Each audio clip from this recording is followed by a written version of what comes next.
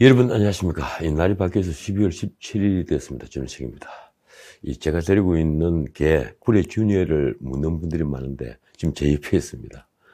이제는 철이 조금 들었는지 조용히 있는데 출생 3개월이 약간 지났는데 이 몸무게가 12kg이나 됩니다. 이 도베르만 핀셔가 빨리 자란 것 같습니다. 자, 위드 코로나 45일 만에 오늘 위드 코로나가 드디어 막을 내렸습니다. 42일이 좀 지나자 하루 확진자가 8,000명, 위중증 환자가 1,000명에 육박한 사태가 벌어지기 때문입니다. 확진자는 4.7배, 위중증 환자는 3배, 그리고 사망자는 9배가 됐습니다. 중환자들이 병상을 찾지 못하고 있었습니다. 이 경기도에서는 확진으로 재택 치료 중이던 만삭의 산모가 출산 진통을 느끼고 40여 곳의 병원에서 병상이 없어 10시간을 헤맨 사건이 있었습니다. 문 대통령은 위드 코로나 3주가 지난 11월 21일 KBS 국민과의 대화에서 이렇게 말했죠. 정부는 5,000명이나 1만 명까지도 확진자 수가 늘어날 수 있다고 생각하고 대비했다. 지금 생각하니 정말 놀라운 발언입니다. 다만 위중증 환자가 빠르게 늘어나서 병상 상황이 조금 빠듯하게 된 것이 좀 염려스럽다. 그는 누구에게서 무슨 보고를 받은 것일까요? 보고 주체가 김호란입니까? 아니면 정은경입니까? 국민을 상대로 한 정부의 도박, 이게 지금 현재 K-방역의 실체입니다. 코로나가 시작된 지 2년 가까이 됐는데 아직도 음압 병상조차 제대로 확보하지 못해 허둥대는 게 우리 질병청입니다. 질병청은 그저 확진자 숫자를 집계하는 게 주 업무입니까? 정부가 결국 위드 코로나를 처리하고 더 강력한 사회적 거리두기로 선회하기로 할 수밖에 없던 이유입니다. 위드 코로나 45일 만입니다. 사태가 심상치 않은 걸 뒤늦게 한 것인지 16일 문 대통령 사과가 나왔습니다. 단계적 일상회복 과정에서 위중증 환자 증가를 억제하지 못했고 병상 확보 등의 준비가 충분하지 못했다. 이 방역 조치를 다시 강화하게 돼 국민들께 송구스럽다. 사실은 숙고도제해야죠. 그 뒤에 덧붙인 말은 선거를 의식해서 자영업자들의 민심을 달래기 위한 것입니다. 특히 일상회복으로 기대가 컸던 이 소상공인 자영업자들의 상실감이 크므로 손실보상과 함께 방역협조에 대해 최대한 두텁게 지원할 수 있는 방안을 조속히 신속히 집행하겠다. 조속히 더하기 신속히입니다. 그도 그럴 것이 문 대통령은 하필이면 이 국난의 시기에 오스트레일리아를 갔습니다. 그곳에서 베이징 올림픽 보이콧은 생각조차 하지 않고 있다며 폭탄 발언을 했습니다. 그리고 야당 표현대로라면 그는 시드니 오페라 하우스가 보이는 관광지에서 셀카 산매경에 빠져 있었습니다. 그는 15일 3박 4일 호주 국빈 방문을 마치면서 그 사진을 자신의 페이스북에 올렸습니다. 감각이 사라진 걸까요? 윤석열 캠프의 표현을 빌릴 필요도 없이 그 사진은, 정확히는 그 사진을 페이스북에 올리는 것은 문 대통령이 국민 고통에 안중에 없는 것처럼 보이게 했습니다. 이런 청와대의 헛발질은 국민 분노의 원천입니다. 분명 정권 교체 열망을 키울 것입니다. 대선 판도를 흔든다는 얘기입니다. 그렇습니다. 지금 대선판을 흔드는 것은 코로나, 그리고 대장동 게이트, 그리고 부동산 대책, 즉 집값 파동입니다. 그런데 여기에 더해서 이 가족 리스크가 보태졌습니다. 최근 윤석열에게 아내 김건희의 리스크가 큰 부담이 됐는데 이틀 전엔 이재명에게 아들 리스크가 더해졌습니다. 김건희 리스크가 터진 직후 여론조사 결과부터 먼저 말씀드리겠습니다. 넥스 리서치가 14일 15일 조사한 SBS 여론조사입니다. 이재명 35.4%, 윤석열 33.3%. 오차범위 아니지만 이재명이 2.1%포인트가 앞섰습니다. 역전된 것입니다. 11월 27일에서 28일 조사에서는 윤석열이 34.4%, 그리고 이재명 32.7%로 윤석열이 앞서 있었죠. 그게 뒤집힌 겁니다. 당선 가능성을 묻는 질문에서도 이재명은 45.5%로 윤석열의 43.8%보다 앞섰습니다. 이 조사에서 후보자의 배우자가 후보를 선택하는데 얼마나 영향을 주는지도 물었습니다. 그 대답이 이렇습니다. 영향을 준다고 답한 응답자는 무려 60.4%였습니다. 김건희 리스크가 생각보다 크다는 얘기입니다. 반면 역시 어제 발표된 RN스치가 조사한 MBN 매일경제 여론조사 결과는 이렇습니다. 윤석열 42.3%, 이재명 38.4%. 역시 오차범위 아니지만 이번에는 윤석열이 3.9%포인트가 앞섰습니다. 말하자면 여러 변수로 인해 윤석열은 앞서다가 뒤를 계속 잡히는 형국이, 그런 형국이 한 달째 계속되고 있습니다. 이번에 터진 가족 리스크는 최종 결과가 어떻게 될까요? 자, 오늘은 그보다 먼저 코로나 이슈부터 짚어보겠습니다. 이 코로나 확진자 수는 최근 7,000명을 넘었으며 장기화 조짐을 보이고 있습니다. 문제는 위중증 수와 그리고 사망자 수가 급격히 늘면서 민심이 흉흉해진다는 것입니다. 특히 2달이 안 돼 접는 위드 코로나로 인해 자영업자 소상공인들이 낙담은 이만저만이 아닙니다.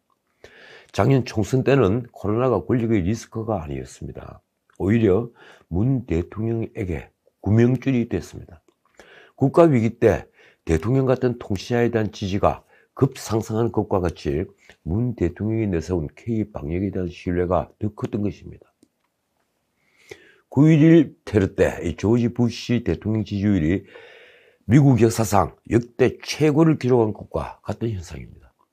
지난 4월 7일 서울 부산시장 선거 때만 하더라도 코로나는 부동산 이슈에 밀려나 있었습니다. 집값이 폭등하고 빈부격차가 커지는 데 대한 불만이 훨씬 더 컸습니다. 그런 불만이 고조됐죠. 반면 코로나로 인한 일상의 불편은 이미 우리만이 아닌 세계의 고통이었으니 그게 권력 비판으로 곧장 연결되지는 않았던 것입니다. 백신을 제때 확보하지 못한 문재인 정부의 무능함이 문제였지만 말입니다. 오히려 국민은 곧 백신 접종률이 70%가 되면 마스크를 벗고 다시 활기찬 일상으로 돌아갈 것을 믿었습니다. 그런데 지금은 다릅니다. 코로나가 현실적으로 공포가 되고 있습니다. 거기에는 사회적 면역을 밀어붙이려 한 정부의 안일한 판단이 원인이라는 대중의 지탄이 깔려 있습니다. 또 오미크론이 등장하고 백신 패스 논란까지 겹치면서 여론은 지금 들끓고 있습니다. 백신 패스가 통행 허가증이 되어버렸습니다. 윤석열은 13일 페이스북에 문재인 정부의 코로나19 대응은 총체적 실패라며 이렇게 썼습니다. K-방역을 내세웠지만 결국 정치 방역이었고 잘못하고도 대통령을 비롯해 누구 하나 사과하는 사람이 없다. 정치 방역이라는 말에 청와대가 즉시 발끈했습니다. 국민소통수석이죠. 박수현이 13일 방송에서 한 말이 이렇습니다. 정부를 비판해야 표가 되는 선거공학은 알지만 국민이 함께 이룬 성과마저도 표매하는 것은 국민 노력과 희생을 헛되게 하는 것이다. 그래서 국민과 함께한 성과가 무엇입니까 도대체? 그러나 솔직히 이때 문 대통령은 부부 동반 캔버라에서 국빈 만찬을 하고 있었으니 청와대의 반발에 동조하는 국민은 정말 적었습니다. 분위기를 안 이재명도 이날 긴급声明을 냈습니다. 정부는 적극적인 사회적 거리두기를 강화하라. 소상공인 자영업자에 대한 선제적인 손실보상과 지원을 위한 국회와 정부 차원의 대책을 요청한다. 국가 위기 상황에 그는 재빨리 올라탔습니다. 그는 백신 부작용에 대해서는 백신과 인과성에 명백이 없는 경우를 제외하고는 보상과 지원을 책임지는 백신 국가 책임제 시행을 촉구한다고도 치고 나갔습니다. 이러자 당장 긴급 추경 편성이 쟁점으로 떠올랐습니다. 민주당이 앞장섰습니다. 당연하겠죠. 민주당 의원들이 낸声明입니다. 12월 임시국회 내에 추경을 지체 없이 통과시킬 것을 국민의힘에 촉구한다. 지금 절대 다수를 차지하고 있는 민주당이 아닙니까? 그런데 마치 소수 여당인 것처럼 야당의 추경 통과를 촉구하고 있는 것입니다. 김종인이 재빨리 이렇게 맞받아쳤습니다. 추경이 필요하면 이재명 후보와 문재인 대통령이 상의부터 해라. 어떻든 코로나는 지금 여당에 짐이 되기 시작했습니다. 작년 총선 때와는 민심이 사뭇 달라진 것입니다. 지난 10일 발표된 한국갤럽조사에서 정부의 코로나 대응에 대한 긍정평가는 지난달 대비 13%포인트나 하락한 44%로 조사되었습니다. 반면 부정평가는 15%포인트가 오른 47%로 더 높았습니다. 중앙일보 보도를 보면 실제 지난해 2월 이후 한국갤럽이 진행한 24차례 정기조사에서 방역에 대한 부정평가가 긍정평가를 누른 것은 단 3차례 뿐이었다고 합니다. 앞으로 코로나는 선거 판도에 어떻게 작용할까요? 저는 코로나에 대한 대응이 문재인 정부에 대한 부정적 평가 요인이 될 것이라고 생각합니다. 실제 코로나가 발발한 뒤 문 대통령부터 잘못 판단하는 것이 한둘이 아니니 말입니다. 자, 이번엔 가족 리스크입니다. 대선 레이스가 시작되면서 가족까지 검증 대상이 되는 건 너무 당연합니다. 당연히 그동안 물밑에서 떠돌던 여러 문제가 수면 위로 부상했습니다. 이재명도 비상이 걸렸습니다. 그렇지 않아도 그는 본인의 여러 도덕적 흠결로 인한 리스크를 안고 있었습니다. 정과 사범이란 비난에다가 형소에 대한 입에 담지 못할 욕설 파문이 대표적입니다. 그걸 출신의 비천함으로 인한 불가피한 문제로 치부하는 등 그는 감성적 접근으로 그 리스크를 최소화하는 데 총력을 다하고 있었습니다. 그런데 이틀 전 15일 아들의 불법 도박 문제가 터졌습니다. 조선일보가 이재명의 장남이 상습적으로 불법 도박을 했다는 의혹을 제기한 것입니다. 보도 내용을 요약하면 이렇습니다. 이재명의 아들 이모로 추정되는 한 네티즌은 2019년 1월부터 작년 7월까지 미국에 서버를 둔 온라인 포커 커뮤니티 게시판에 이기고 싶다라는 이름으로 200여 개의 글을 썼다. 이기고 싶다가 해당 사이트에서 스스로 밝힌 이메일 주소 앞부분 13자리는 이 이재명의 아들이 사용하는 인스타그램 아이디와 동일합니다. 이기고 싶다는 이 자신을 스카이 경영대 출신이라고 쓰는데 실제 이재명의 아들은 고려대 경영대를 졸업했습니다. 그는 기자로부터 해명 요청을 받은 직후에 15일 오후 7시쯤 이 포커 사이트에서 사용한 이메일 주소와 연관된 인스타그램 계정을 삭제했습니다. 증거를 일단 없앤 것입니다. 언론 보도를 보면 단순한 포커 게임 중독자가 아니라 상습 도박자입니다. 이 인물은 해외 포커 사이트에 취입을 거래하자는 글을 100여 건 작성하고 서울 강남과 경기의 불법 도박장 방문 후기를 게시했다. 실제 도박장을 열심히 떠나던 방문 후기를 썼다는 겁니다. 아직은 큰 불이 되고 있지는 않지만 이 문제는 언제든 대형 화제가 될 여지가 있습니다. 그래서인지 이재명은 16일 아들이 불법 도박 보도가 나온 지 4시간 만에 여의도 중앙당사에서 열린 사회 대전환위원회 출범식이 끝난 뒤 사실을 인정하고 사과했습니다. 증거가 워낙 많으니 도망갈 구멍이 없었던 겁니다. 이재명의 말입니다. 언론 보도에 나온 카드게임 사이트에 가입해 글을 올린 당사자는 제 아들이 맞다. 부모로서 자식을 가르침에 부족함이 있었다. 그런데 그 사이트뿐 아닙니다. 그 아들은 500만 원을 땄다 잃었다는 글을 수없이 썼으니 말입니다. 그는 아들이 일정 기간 유혹에 빠졌던 모양이라며 아들도 자신이 한 행동을 크게 반성하고 있다고 말했습니다. 이양수 국민의힘 수석 대변인 논평은 내렸습니다. 해당 도박 사이트에서 550만 원 정도의 수익을 올리기 위해서는 억대 도박을 했을 가능성이 제기되고 있다. 그는 사실이라면 도박 자금을 어떻게 마련했는지 규명해야 한다고도 했습니다. 자, 이제 경찰도 수사에 착수했습니다. 과연 이 문제는 어떻게 될까요? 그런데 어제는 이재명 아들 성매매 의혹까지 터졌습니다. 언론엔 실명이 보도되었습니다. 이재명의 장남 이동호가 온라인 포커 커뮤니티 게시판에 마사지 업소 후기를 올린 것이 드러난 것입니다. 이재명 측은 이동호가 올린 글은 맞지만 성매매를 하지는 않았다고 주장합니다. 16일 서울경제 보도를 보면 이렇습니다. 2020년 3월 6일 해당 사이트에 CX 입었다 는 제목으로 정자 스파 액세스 가지 마라 CX 이라며 마사지 시간도 안 지키고 X 간누라고 썼다. 다들 아시겠죠? 그 X가 다 뭔지 말입니다.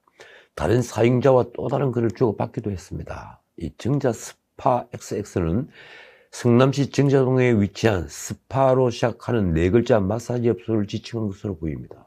신문은 마사지 업소 홍보 사이트에 해당 업소가 50분에 11만원 그리고 80분에 14만원 등의 코스를 제공하는 것으로 나와 있다고 보도했습니다. 스파가 그런 곳이었습니까? 그러면서 해당 업소 후기를 보면 유사 성행위 업소로 추정된다고 했습니다. 이 민주당 선대위 관계자의 말은 이렇습니다. 글을 올렸으나 성매매한 건 사실은 아니다. 글을 왜 올렸는지 본인 신변까지야 알 방법은 없다. 이 문제에 대해 이재명은 또 뭐라고 할까요? 자, 이번에는 윤석열입니다. 이 오래전부터 문제된 부인 김건희 씨가, 그래서 공식 석상의 모습을 보이지 않던 김건희가 끝내 리스크로 부상했습니다. 윤석열은 지금 부인 김건희의 허위 경력 논란으로 곤욕을 치르고 있습니다. 김건희는 2007년 수원여대의 교수 초빙 지원서에 허위 경력을 썼다는 의혹이 제기됐습니다. 그런데 그게 좀 이상한 게요. 저도 대학에서 강사 겸임 교수를 12년 가까이 했는데 한 번도 이력서를 낸 적이 없습니다. 어떻든 수상 경력 중 2004년 8월 서울 국제만화 애니메이션 페스티벌에서 대상을 수상했다는 내용을 두고도 허위 과장 사실이라는 게 드러났습니다. 이런데다 김건희는 15일 국민께 사과할 의향이 있다고 말해서 논란을 키웠습니다. 초기 대응을 아주 잘못한 것입니다. 사과할 의향이 있다? 듣기에 따라서는 참 이상한 표현입니다. 이 말을 수습하느라 윤석열이 또 곤욕을 치렀습니다. 이렇습니다. 제처는 어제 기자가 사과하냐고 했으면 사과하는 마음이라고 했을 텐데 사과 의향이 있냐고 물으니까 사과할 의향이 있다고 한 것이다. 어쨌든 파장은 자꾸 커지고 있습니다. 이제 추가 경력 조작 의혹까지 잇따르고 있습니다. 한 언론은 김건희가 2003년 전시회 도록에 삼성미술관 기획 전시에 참여했다는 허위 내용을 기재했다는 의혹까지 제기했습니다. 윤석열은 서울 용산 대한의사협회 간담회 직후에 기자들과 만나 이렇게 말했습니다.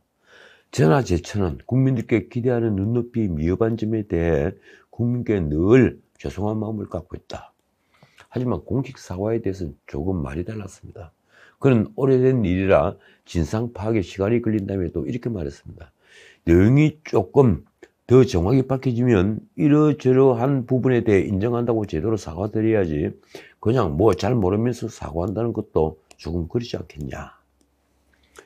그런 말 뒤에는 김건희의 허위 이력 뒤에 변명의 여지가 있다는 뜻이 담겨 있습니다. 윤석열 역시 대처를 잘하고 있는 게 아닌 것입니다. 민주당은 김건희의 허위 경력 의혹에 대해 국회 상임위 차원의 긴급 질의를 검토하고 있다고 합니다. 원내대변인 신현영의 말이 이렇습니다. 교육위원회 등에서 김 씨의 허위 이력에 대해 긴급 질의를 할 수 있도록 당에서 검토할 것이다. 일이 커지자 국민의힘 선대위는 민주당처럼 배우자팀 신설 등을 검토하고 있다고 합니다. 이 캠프 내부에서는 이미 최지은 수석 부대변인이 배우자 전담 업무를 맡고 있습니다. 상대방의 악재는 우리의 호재이니 이재명 측은 지금 신바람을 냈습니다. 선대위 대변인 현근택은 14일 라디오에서 이렇게 말했습니다. 대통령 부인은 청와대 인력과 예산이 배정되고 공적인 업무를 수행한다. 거짓말하는 사람이 영부인 될 자격이 있느냐의 문제를 보고 있다.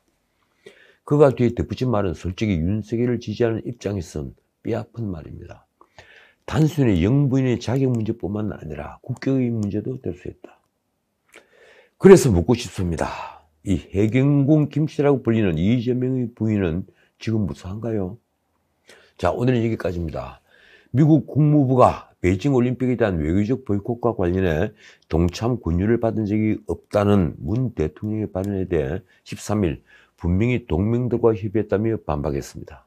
국무부가 전화 브리핑에서 한 말이 이렇습니다. 우리는 분명히 동맹과 파트너들의 우리의 결정을 알리고 협의했다. 젤리나 포터 이 수석 부대변인은 한국의 베이징 올림픽 보이콧 불참 결정에 대해서는 한국 스스로가 내릴 결정이라고 말하기도 했습니다. 백악관과 국무부가 주요 동맹국과 보이콧 문제를 협의해왔다는 점을 강조한 것은 보이콧의 정당성을 거듭 강조하기 위한 것으로 풀이됩니다. 어쨌든 우리 입장은 이미 정해졌습니다. 이 국민소통수석 박수현은 14일 라디오에서 우리의 가장 중요한 기조는 대한민국의 미래와 국익이라고 했습니다. 대한민국의 미래와 국익. 우리 국익에 어떤 도움이 될지는 삼척 동자도 알 일입니다. 그걸 문 대통령은 모르는 걸까요? 아니면 다른 목적이 있는 것입니까? 우리는 한 번도 경험해 보지 않은 대통령의 마지막 시간을 지금 지켜보는 중입니다. 지금까지 전식이었습니다.